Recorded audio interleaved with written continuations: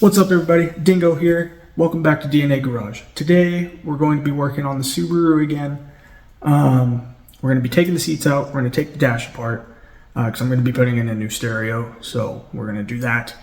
We're going to take the seats out so I can vacuum and have some room to install the amp for the subs and route all the wiring and whatnot. Yeah, that's pretty much what we're going to do today. We're still waiting on parts to get here, so there's also a couple other things I have to figure out before I can order them. So we're just going to jump right into it today.